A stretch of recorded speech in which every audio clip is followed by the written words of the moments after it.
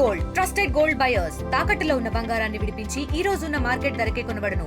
మరిన్ని వివరాలకు సంప్రదించండి 7771077720. కుల సర్వేకి సంబంధించినటువంటి కులగన్ ఏదైతే చేసినట్లు ప్రధానంగా బీసీలు 46% పైగానే ఉన్నారు. అది బీసీలు ఒకవేళ ముస్లిం మైనార్టీలను బీసీలో లెక్కడేస్తే దాదాపుగా 50% కన్నా ఎక్కువ కూడా దానికి సంబంధించి కూడా బీసీలు రాష్ట్రంలో ఉన్నారని ఇప్పటికే ప్రకటించింది. ఇదే విషయం మీద మనతో మాట్లాడడానికి ఆ బీసీలకు సంబంధించినటువంటి జనాభా కానివ్వండి, రిజర్వేషన్కి సంబంధించినటువంటి అన్ని అంశాల మీద మాట్లాడడానికి మనతో పాటు బీజేపీ ఓబీసీ మోర్చా రాష్ట్ర అధ్యక్షుడు ఆనంద్ గౌడ్ ఉన్నారు. ఒక్కసారి ఆయనతో మాట్లాడించేటువంటి ప్రయత్నం చేద్దాం. ఆనంద్ గౌడ్ గారు, చూస్తుంటారు నిన్న సంబంధించి బీసీలు దాదాపుగా 46% పైగానే ఉన్నారని అంటున్నారు. మరి బీసీలకు సంబంధించినటువంటి రిజర్వేషన్లు ఇవన్నీ సాధ్యమేనే అనుకుంటున్నారా? ఇప్పుడు రేవంత్ రెడ్డి గారు ఎన్నికల ముందు 42% నేను బీసీలకు రిజర్వేషన్ కల్పిస్తాను మాట ఇచ్చిండు. ఓకే, నీకు ఇలా రాష్ట్రంలో కాదు దేశంలో కూడా లెక్కలు కరెక్ట్గా చెప్పలేకపోవచ్చు, కానీ బీసీలు 50% పైన ఉన్నదని అందరికీ తెలుసు. దాన్ని ఏ రకంగా చూసినా కానీ మనకు లెక్కకు తెలుసు. ఇప్పుడు ఏంటంటే రేవంత్ రెడ్డి గారు ఈ 42% ఉన్నారు ఇవ్వాలనే ఒక ఉద్దేశం వచ్చినప్పుడు ఆయన ఒక ప్లాన్ చేసిండు. ఈ కులగణన చేసి ఈ రికార్డు తీసుకొని దీన్ని వంక పెట్టుకొని ఏమైనా మోసం చేయొచ్చా అని ఆలోచించే తీరులోనే పోతుంది ఆయన పద్ధతి. ఎందుకంటే నువ్వు 42% ఇవ్వడానికి సిద్ధంగా ఉన్నప్పుడు నువ్వు ఎన్ని చెప్పకుండా నేను ఎన్నికలలో హామీ ఇచ్చినా 42% నేను రిజర్వేషన్ ఇచ్చేస్తాను ఒక ప్రకటన ఫస్ట్ చేయను.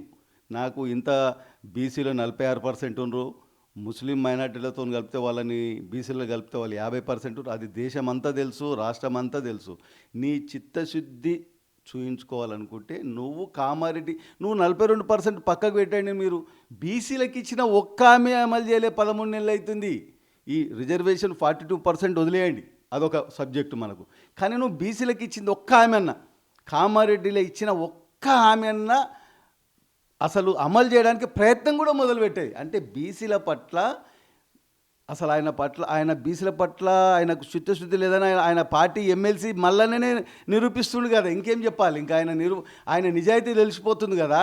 ఆయననే అంటుండు ఆఖరి ముఖ్యమంత్రి మాకు రేవంత్ రెడ్డి అని. నీ పార్టీ గుర్తుపైన గెలిచిన ఎమ్మెల్సీ చెప్తుండు, నీ పార్టీ తరఫున గెలిచిన ఎమ్మెల్సీ మీ మద్దతుతో నువ్వు గెలిచిన మల్లన్న చెప్తుండు.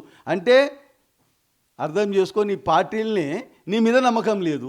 ఇక మేము ఏ విధంగా ప్రవర్తిస్తాడో తెలుస్తుంది. రేపు సబ్ కమిటీ ఉందన్నారు కదా, రేపు క్యాబినెట్ మీటింగు అసెంబ్లీ ఉన్నది, దాంట్లో ఆయన ఏ విధంగా ఏదన్నా చేసినా మేము మాత్రం 42% బీసీలకి ఇవ్వకపోతే మాత్రం నిన్ను రోడ్డు మీద గుంజుతాం. మీరేమో నమ్మకం లేదంటున్నారు. ఒకవైపు ఇప్పటికే మేము బీసీల జనాభా శాతం ఎంత ఉందనేది ప్రకటించాము. చాలామంది సర్వేలు చేసి దాచుకుంటారు, కానీ ప్రకటించాము. దానికి తగినటువంటి అసెంబ్లీ సమావేశం, దానికన్నా ముందు క్యాబినెట్ కూడా ఆమోదం, ఆ తర్వాత కేంద్ర ప్రభుత్వానికి కూడా పంపిస్తామని అంటున్నారు. మరి ఇంకా ఎక్కడ నమ్మకం కలగట్లేదు? నువ్వు ప్రకటించినవి ఏది అమలు చేసినావు అని, ఇది అమలు చేస్తూ ఏ రకంగా అమలు చేస్తావు కూడా చెప్పాలి. ఇప్పుడు ఎవరి మీదనో నెట్టడానికి ప్రయత్నం చేస్తున్నావా? కోర్టులు నాకు ఆదుకుంటాయి, దీన్ని గండం నుంచి బయట పడేస్తాయి అని ఆలోచిస్తున్నావా? నీకు చిత్తశుద్ధి ఏం చెప్పాలంటే, నువ్వు మొన్న అన్నో చూసినావా, ఎవరు అడ్డొచ్చినా మూసి ప్రక్షాళన చేసి తీరుతా, ఎంత గట్టిగా చెప్పినావో, నీ నాలుకలు అంత బలం ఉందో, ఇలా బీసీల గురించి అంత గట్టిగా చెప్పు. ఎవరు అడ్డం వచ్చినా నేను 42% చేసి తీరుతా అని నువ్వు గట్టిగా చెప్పు. కొద్దిగా నమ్మకం కలుగుతుంది బీసీలలో. మాకు ఎట్లా నమ్మకం కలుగుతుంది? నువ్వు బీసీ కులాలకు ఒక్క కులానికి కూడా నువ్వు ఇచ్చిన కామారెడ్డి డిక్లరేషన్ ఒక్క హామీని కూడా మొదలు పెట్టలేదు, ఒక్కటి కూడా. ఇప్పుడు ఈ 42% నువ్వు చేస్తావని నమ్మకంలో చేయకుంటే ఊరుకో. మేము 42% అడుగుతున్నారా? కొత్తగా వచ్చినటువంటి 46 అడుగుతున్నారా? మీరు ఇంకా ఎక్కువ అంటున్నారు, దాన్ని డిమాండ్ చేస్తున్నారు. బీసీలను ఇప్పటికే చాలా పార్టీలు, అన్ని పార్టీలలో కూడా ఒక బీజేపీ మొన్న ఇవాళ కూడా మేము గర్వంగా చెప్తున్నాం.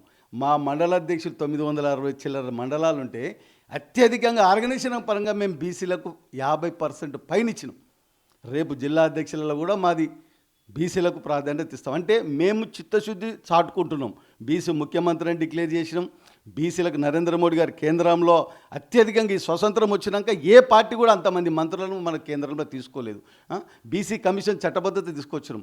మా చిత్తశుద్ధి ఎట్లుంది, నీ చిత్తశుద్ధి ఎట్లుంది? ఏమైనా కానీ కేంద్రం మీద ఆరోపణలు చేయడానికి ఎదురు చూసే ప్రయత్నం చూస్తున్నాడని నేను అనుకుంటున్నాను.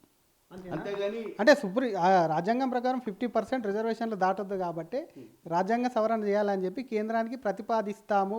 కోర్టు నుంచి కూడా టెక్నికల్గా ఇష్యూ వచ్చే అవకాశం ఉందని వాళ్ళు అంటున్నారు. ఇదేమంటున్నా, ఆయన ఈ రిజర్వేషన్ 42% అని ఏ విధంగా వంకలు పెట్టి దాన్ని ఏ విధంగా బయటపడాలనే చూస్తుండు. చిత్తశుద్ధి ఆయనకు లేదు. నువ్వు పంపి కేంద్రం ఏం చేస్తుంది? మా కేంద్ర గవర్నమెంట్ బీజేపీ గవర్నమెంట్ ముందు నుంచి ఒకే మాట మీద ఉంది, మీరు రాష్ట్రాలు అమలు చేసి పంపేయండి, దాన్ని మేము చూస్తామని చెప్తున్నది. ఎందుకంటే దేశాలలో అలగలగ రాష్ట్రాలలో అలాగ పద్ధతులు ఉన్నాయి, అలగలగ రిజర్వేషన్లు ఉన్నాయి. దాన్ని దేశమంతా ఒకే రకంగా తీసుకొస్తే కొద్దిగా స్థానిక ఇబ్బందులు ఉన్నాయి. ఇప్పుడు ఉదాహరణకి ఇక్కడ రెడ్డిలు ఓసి, కర్ణాటకలో పోతే బీసీలు, ఇవన్నీ చిన్న చిన్న అంటే అక్కడ వాళ్ళు ఇక్కడ వచ్చి బ్రతుకుతారు, ఇక్కడ వాళ్ళు అక్కడ వచ్చి బ్రతుకుతారు, ఇవన్నీ టెక్నికల్ పాయింట్లు ఉన్నాయి. దీని గురించి రాష్ట్రాలు నిర్ణయాలు తీసుకోవాలని కేంద్రం ఎప్పుడో చెప్పింది. దాని ప్రకారం నువ్వు ఎట్లా ముందుకు పోతావో పో, అంతేగాని కేంద్రం మీద కానీ కోట్ల మీద పెట్టి బయటపడాలని ప్రయత్నం చేద్దామని మేము కోరుకుంటున్నాం. ఒకవేళ స్థానిక సంస్థ ఎలక్షన్స్ ఈ నెల మధ్యలో అంటే 15 తర్వాత ఎప్పుడైనా రావచ్చు అని ఇంకో మంత్రి అంటున్నారు. ఒకవేళ స్థానిక సంస్థల్లో బీసీ కోట గిట అమలు చేయకపోతే ఓబీసీ మోర్చా రాష్ట్ర అధ్యక్షుడిగా ఏం చెప్తారు? రాష్ట్ర ప్రభుత్వము అమలు చేయకపోతే మా పార్టీ తరఫున మాత్రం మేము 50% పైన మేము టికెట్లు ఇవ్వడానికి మేము ప్రయత్నం చేస్తాము. నువ్వు ఇవ్వకపోతే మేము అత్యధికంగా సీట్లు ఇచ్చి గెలిపించుకొని బీసీలని ఈ స్థానిక ఎన్నికలలో గెలిపించుకుంటాము. నీ మాయ మాటలు ఎట్లున్నాయో ప్రజల ముందుకు తీసుకుపోతాం. మీరు అనుకుంటారేమో నేను ఇవ్వకుంటే కూడా నడుస్తుంది. ఇలా బీజేపీ పార్టీ ఓబీసీలని ఏ విధంగానైనా పైకి తీసుకొస్తేనే ఈ దేశంలో చిన్న కుటుంబాల నుంచి వచ్చిన వాళ్ళు రాజకీయంగా ఆర్థికంగా బాగుపడితేనే ఈ దేశం ఆర్థికంగా బాగుంటుందని ఆలోచన చేస్తుంది. వ్యాపారస్తులు నలుగురు బాగుపడితే ఈ దేశం బాగుపడదని ఆలోచనతో మా పాలసీ ఉన్నది. కాబట్టి కంపల్సరీగా అతను అమలు చేయకపోతే గ్రామ గ్రామంలో నిలదీస్తాం. మేము అత్యధిక బీసీలను నిలబెట్టి గెలిపించుకుంటాం, తగిన బుద్ధి చెప్తాం కాంగ్రెస్ పార్టీకి.